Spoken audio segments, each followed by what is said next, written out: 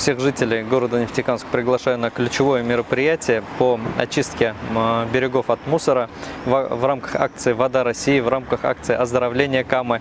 Оно состоится у нас в пятницу, начало в 10:30. В 9:45 от администрации будут отходить автобус. С города Нефтекамск планируется порядка 300 человек. Это в том числе и предприятия, и учреждения города, и жители. Всех жителей приглашаем принять участие. Будет интересная программа. Мероприятие само организовывается Министерством экологии Республики Башкортостан. Акция приобретает такой межрегиональный формат. У нас будут гости с Москвы, с Республики Татарстан, с Республики Удмуртия. Всех приглашаем принять участие.